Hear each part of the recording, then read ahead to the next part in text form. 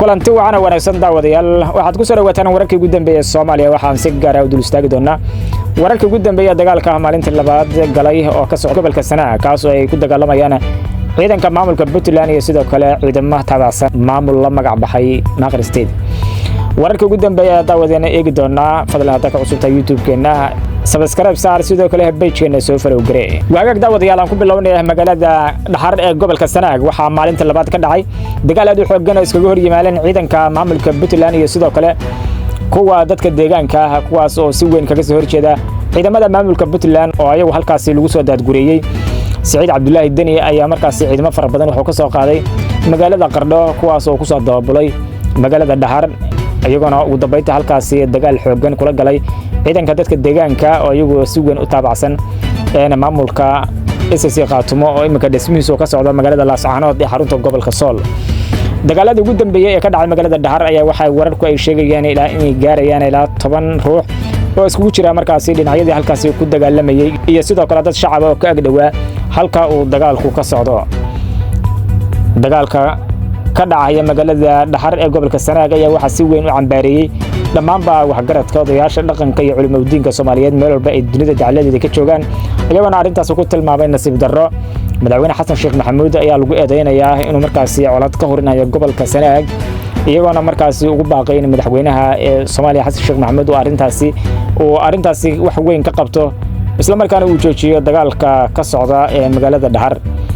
sidoo kale maamulka Puntland ayaa iyaguna eedeyn culus u jeediyay dawladda federaalka Soomaaliya ayagoo ku tilmaamay in faragelinay sidoo kale colaad uu ka horinayo Xasan Sheekh Maxamuud magaalada Dhaxar ee gobolka Sanaag waxaana sheegeen arintaasi ay tahay mid aan loo dulqaadan karin haba yaraatee waxa ugu baaqeen beelaha halkaas degan in ay nabadgelyada ilaaliyaan isla markaana arintaasi ay tahay mid aad iyo aad looga baaqsan karay dagaalka halkaas ka socdana uu yahay mid nasiib darro ah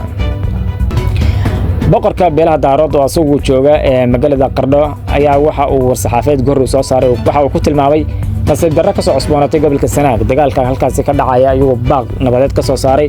waxa uu sheegay in dagaalkaasi la joojiyo dhinacyada halkaas isku hayana ay fadhi iyo nabad ay isku yimaadaan oo ay iska joojiyaan xabadda iyo sidoo kale dagaalka halkaas ka socda loona turo dadka maatada ee ku sugan gudaha magaalada Dhaxar maamul goboleedka SSC Qaatumo ayaguna war ka soo saaray waxay sheegeen in dagaalkaasi uu horinayo madaxweynaha maamulka Puntland Saciid Cabdullaahi Dani oo ay ku tilmaameen in deegaanada markaas nabdoon